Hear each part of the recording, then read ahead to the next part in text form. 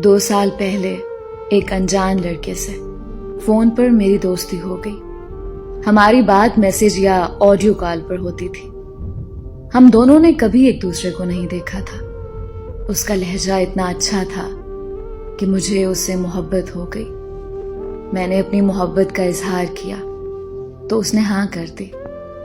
फिर हम दोनों ने एक दूसरे को तस्वीरें शेयर की। एक दूसरे को देखने के बाद हमारी मोहब्बत में शिद्दत और बढ़ गई। 6 महीने गुजर जाने के बाद मुझे पता चला कि जो तस्वीर उसने मुझे भेजी थी वो उसकी नहीं बल्कि उसके कजिन की थी। मुझे बहुत दुख हुआ। जिस चेहरे को मैं दिल में बसाकर दिन रात प्यार भरी बातें करती थी, वो चेहरा उसका नहीं बल्कि किसी और का था।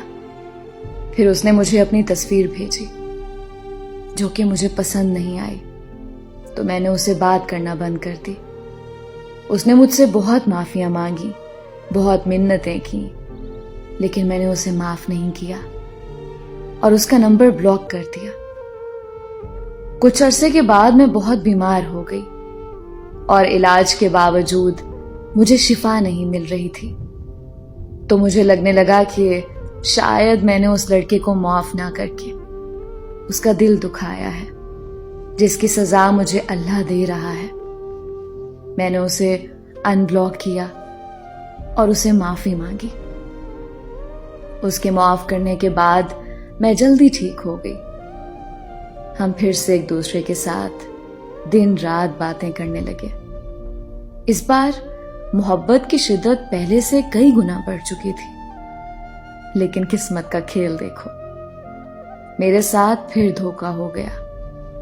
वो शादीशुदा और 2 बच्चों का बाप निकला और उसने ये बात मुझसे छुपाई हुई थी और उसे इस बात का इल्म नहीं था कि मुझे उसकी शादी का पता चल चुका है। उसके धोखे ने मुझे अंदर से तोड़ के रख दिया। लेकिन मैं अब उसकी मोहब्बत में इस कदर पागल हो चुकी हूं कि मेरे लिए उसको छोड़ना शायद अपनी सांसों को तोड़ना है। अब मैं मेरी नहीं रही बल्कि दिलो जान से उसकी हो चुकी हूं।